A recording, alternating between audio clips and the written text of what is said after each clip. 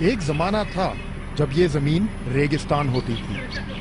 پھر یہاں پہ 55,000 ایکڑ کا رقبہ ملا ایک شخص کو, جس نے فیصلہ کیا کہ کسی طرح کنال کے پانی کے ساتھ اس زمین کو کاشت کیا جائے. لیکن ایک مسئلہ تھا. جو کنال یہاں سے گزرتی تھی زمین سے نیچے تھی, تو پانی کو کیسے چڑھایا جائے؟ اس شخص نے پانی کو چڑھانے کے لیے 3 پمپنگ سٹیشن بنائے, جن میں سے ایک یہ ہے.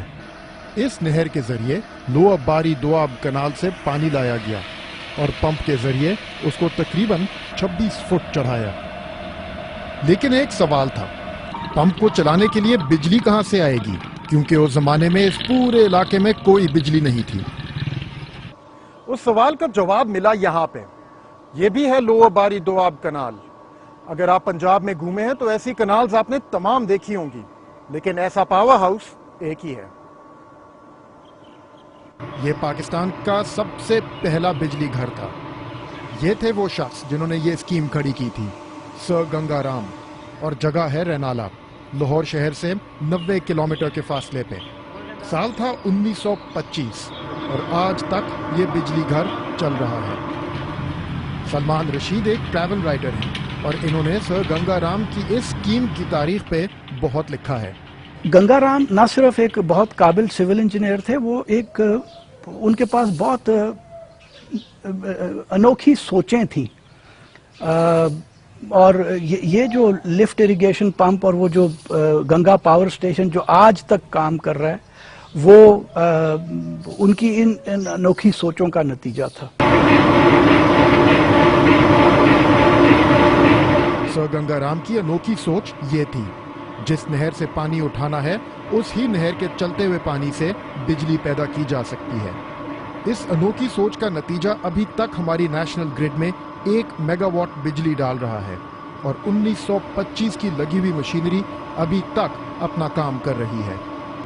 4 ٹربائنز کے ذریعے کنال کے بہتے ہوئے پانی سے بجلی بنائی جاتی ہے, اور سال میں 11 مہینے چلتا ہے یہ بجلی گھر. یہاں کی پیدا ہوئی بجلی کی قیمت 1 روپے سے کم آتی ہے, جب ہماری گرڈ کی بجلی کی قیمت تقریباً 15 روپے فی کلو واٹ ہے. اس چھوٹے سے پروجیکٹ کی بجلی نے 55,000 ایکڑ ریگستان کی شکل بدل دی ہے.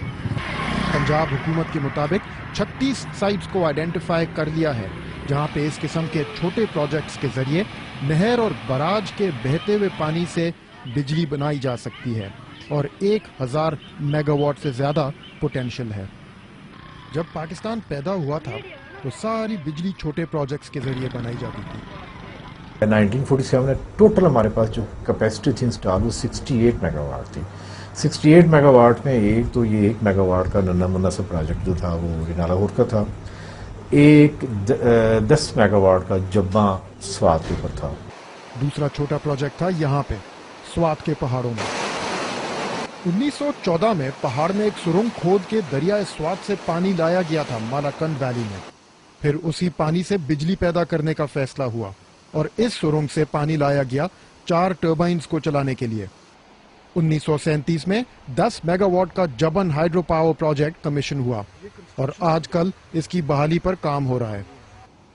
انگریز کی سوچ, چائنا کی ٹیکنالوجی, فرانس کا پیسہ اور لاہور کا کانٹریکٹر, لیکن بجلی پورے پاکستان کے لیے. یہ ہے طریقہ 21ویں صدی میں مسئلے کو حل کرنے کا.